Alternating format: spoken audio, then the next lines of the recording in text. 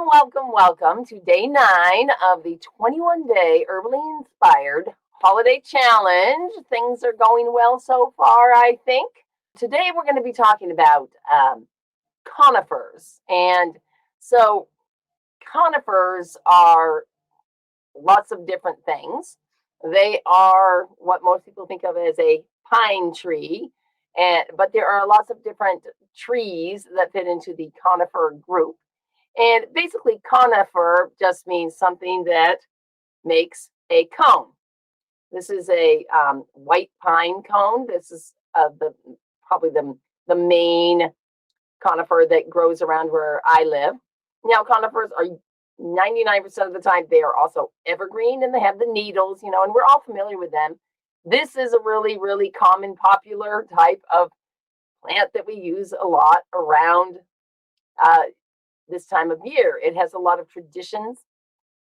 The celebration of Euell, which is the more pagan celebration that happens for the winter solstice. And so I'm actually going to be specifically talking more about white pine right at the end of this program. But I happen to have one of those. And so while we can use the cones for a lot of decorating, we can also use the branches and the needles for decorating as well. But there are some medicinal properties to these plants that we can take advantage of. But before I get into that, I want to share the card of the day, which for this, since I'm doing white pine later, I chose cedar. So cedar is a tree. This is referring more to like a Western red cedar, not the true cedars. If you're a horticulturist like me, you'd be like, well, cedars. Well, I don't know. Which would be the thuya. And so cedar is a plant that was considered kind of a sacred plant by indigenous people in North America. And this kind of leads me into me wanting to talk a little bit about having the respect for the plants as we're out gathering them out in the world. Now, I used to always think if something was listed as wildcrafted, that was like, it's wildcrafted, it's from the wild.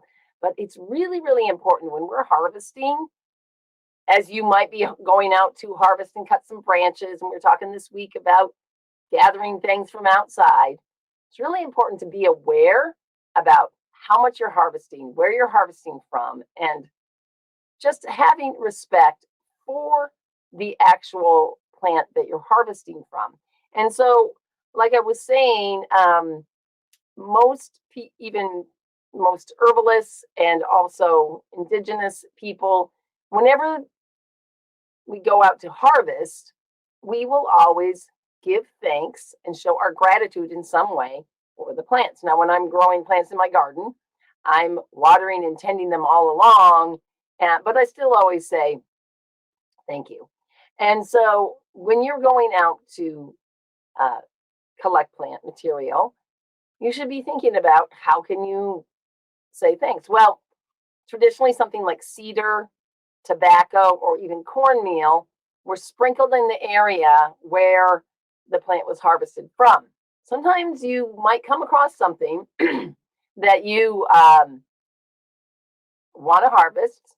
You've checked in with the plant's like, sure, that sounds good, and you don't have anything with you.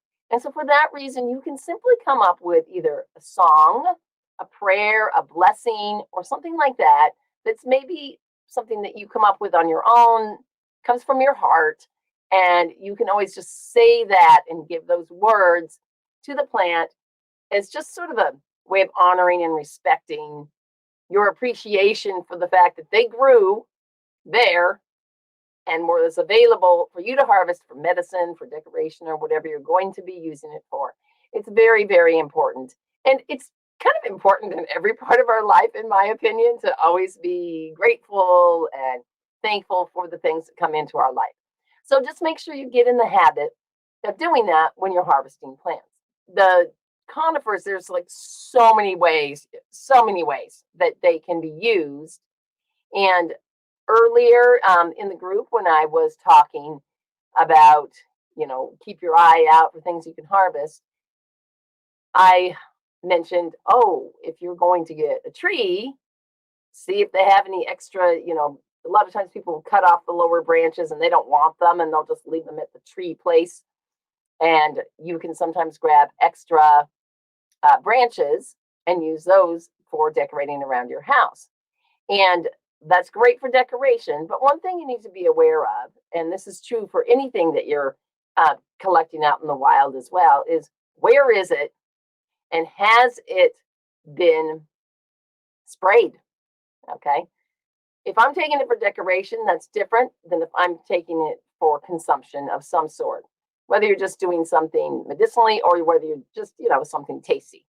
So a lot of times at trees, if you're not cutting it yourself, then when they get harvested, they get sprayed with a desiccant, something to keep it from dehydrating before, because a lot of times trees, especially if you don't live where the trees grow, this thing's been cut like November 1st and it's been shipped down to where you live. And so they spray it with some kind of desiccant to keep it in good shape before, so it'll last, which makes sense, just like florists will use different types of preservatives to try to keep the flowers looking better longer and so on. And that's good.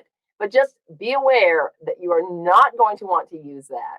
You're not going to want to be pinching the tips off of your Christmas tree to make a syrup or any other type of edible or medicinal product from. All right. That is, I just want to make sure that everybody's got that in. And then the last thing I want to say about harvesting, I've got some pine branches here that I have some pines growing out in my garden. And it has to do with how you harvest. Now, this branch was on the side of a tree like this. And I went and sticky. That's nice. That's good. That's we like that sticky stuff.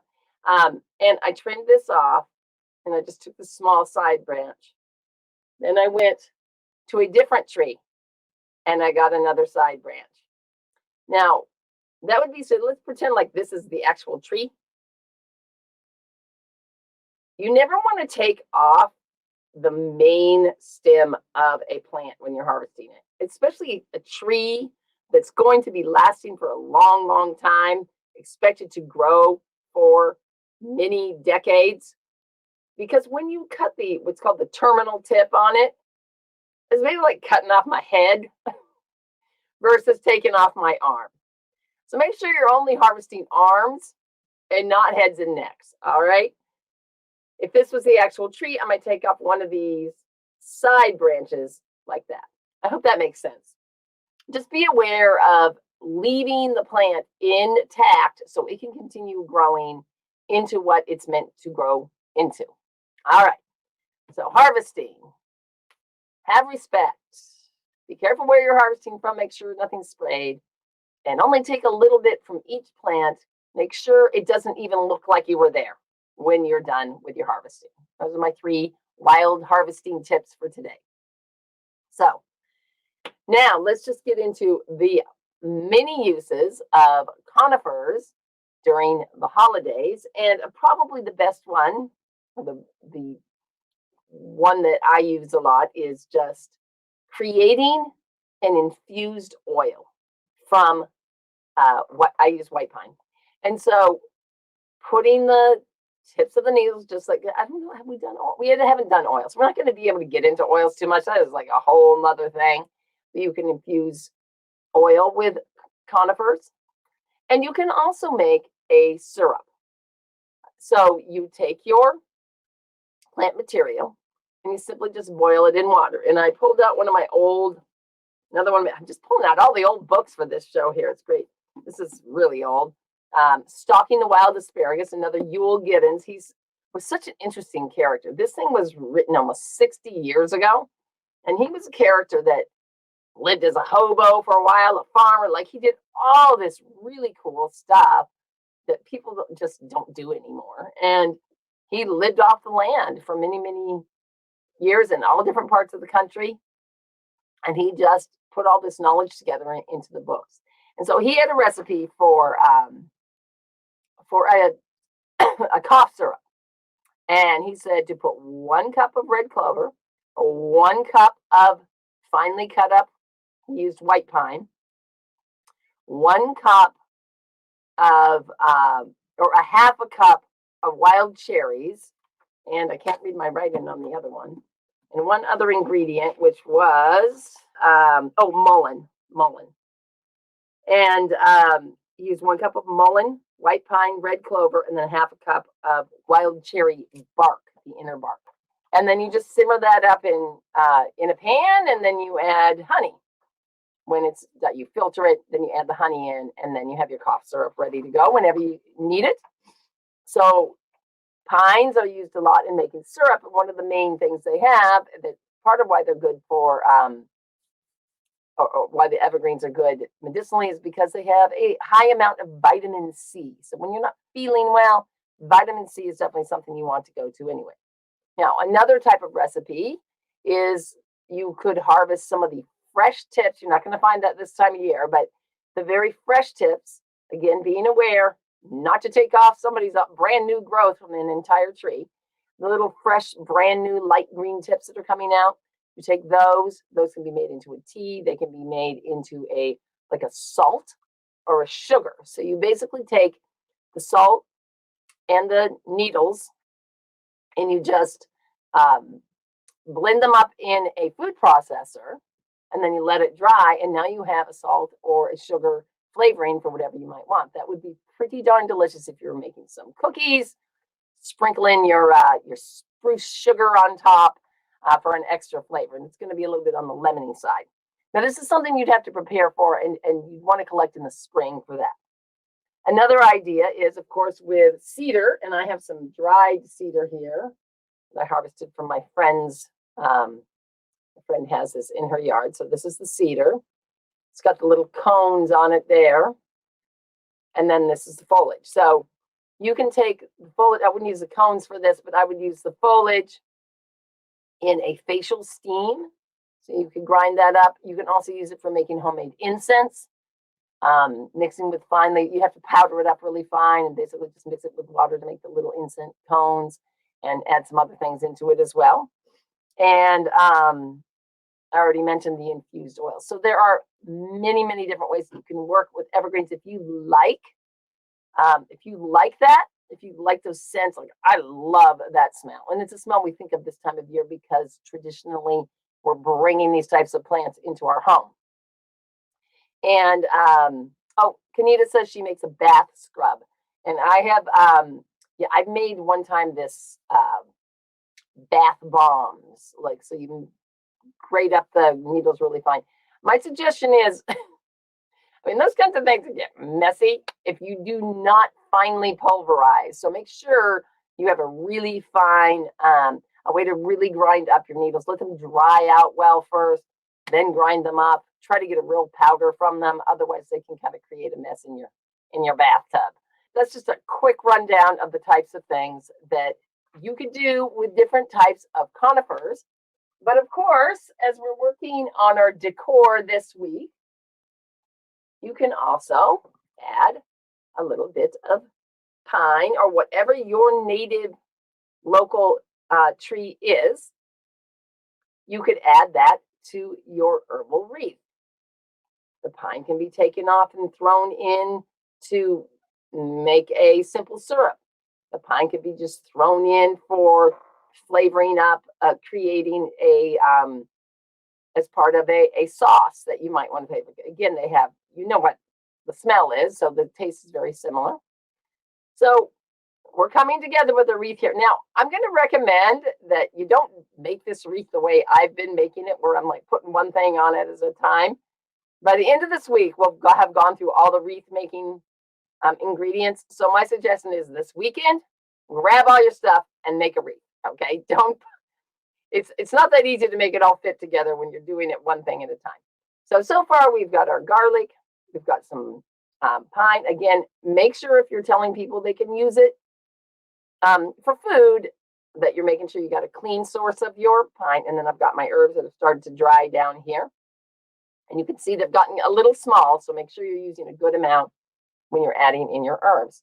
let me show you a couple more things of ways. This is, if you decide you mostly just want to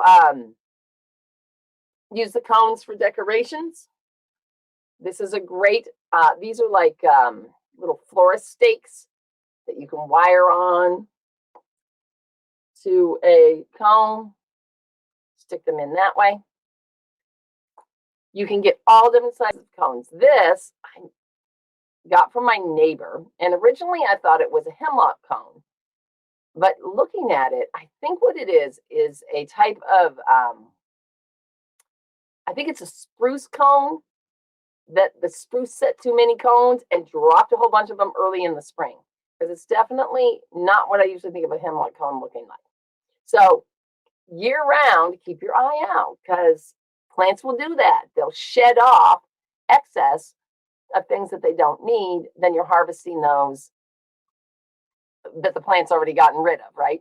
So there's different kinds of things. And then we'll talk a little bit later this week about just creating a more like a nature scene, nature table kind of a setup that you can use just to put on your, mantelpiece, or, on a side table in your dining room or something like that, where again, you can use the cones and a lot of these other decorations as well. So awesome.